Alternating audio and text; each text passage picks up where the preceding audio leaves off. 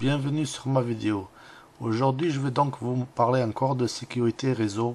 Je vais vous présenter ce qu'il faudrait avoir installé sur un ordinateur pour être plus ou moins en sécurité.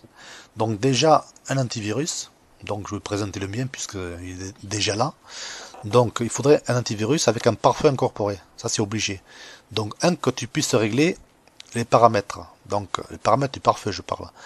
Donc il faudrait qui est ça. Protection, navigateur intrusion. Qu'on puisse le configurer et le mettre au maximum ici. Parce que les ordinateurs attaquants, ils vont attaquer pendant une certaine limite, mais au-delà, ils vont bloquer. Tandis que si vous mettez sur 30 minutes, et que l'attaquant, il fait ça plus de 30 minutes, il va rentrer dans votre ordi. Donc chez Norton, c'est bien, ils peuvent aller jusqu'à 48 heures. Donc vous êtes tranquille sur ça. Alors ça, c'est une première des choses. Après, un VPN qu'il faudrait avoir aussi. Il y a des bons et des mauvais. Donc les mauvais directs, je vous dirais que c'est les gratuits. Parce qu'ils n'ont pas de mise à jour suffisante et que ça leur coûte trop cher. Donc pour ceux qui ont encore Windows XP comme moi, je vous conseille ExpressVPN. Parce qu'il est compatible. Il y a NordVPN qui est très bien, mais malheureusement il est plus compatible. Voilà. Donc si vous avez Windows 10, c'est pareil.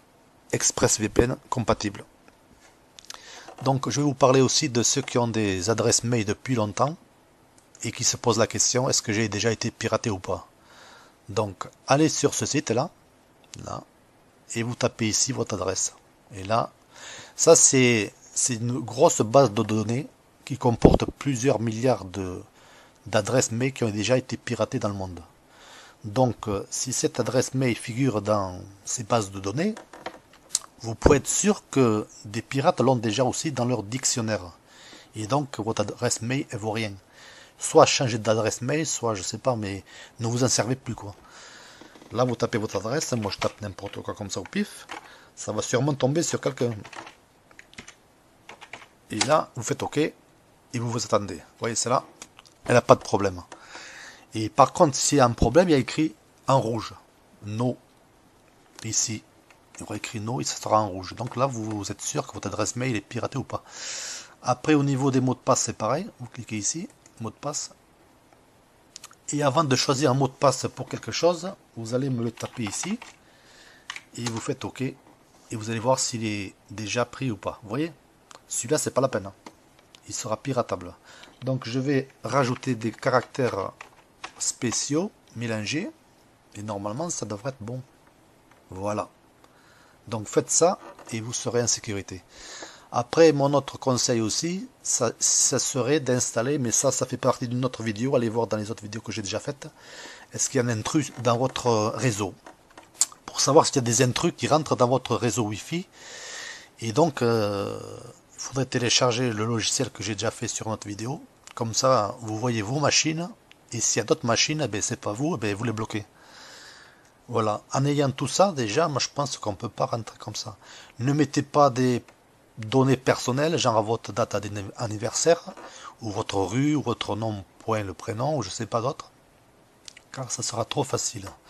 Pour la petite histoire, moi j'ai une adresse mail qui a été piratée aussi il y a des années, et je vais la taper devant vous. Et elle, c'est sûr, elle a été piratée. Donc, la voici. Voilà. C'était une adresse mail. C'est gmail.com. Donc gmail.com, hotmail, tout ça, c'est risqué quoi. Préférez une adresse chez les opérateurs. Vous serez plus en sécurité, hein, je pense. Hein, parce que là, Gmail aussi. C'est pour ça que Gmail vous envoie des messages quand quelqu'un d'autre s'est connecté. C'est pas pour rien. Voilà, et après vous cliquez ici. Voilà, vous voyez, encore sur leur liste. Elle a été piratée. Donc vous voyez, hein, j'aurais simplement rajouté, je sais pas moi, autre chose.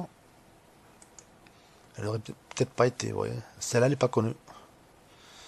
Ne faites pas trop non plus ici l'identifiant ici trop court aussi. Ne mettez pas votre prénom pour rien votre nom parce qu'un jour ou l'autre, ils vont y arriver aussi. Pas aussi que vous pouvez être identifiable sur internet par vos habitudes.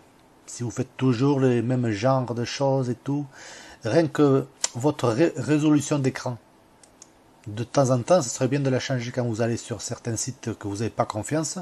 Vous n'ouvrez pas la page en plein écran. Vous la diminuez. C'est pas trop agréable, mais rien qu'en faisant ça déjà, on ne peut pas vous repérer par rapport à votre écran. Ce qui est un peu bizarre, mais on peut le faire. Tout en sachant la résolution de votre écran, vos habitudes, les sites où vous allez, on peut recouper les informations et savoir que c'est...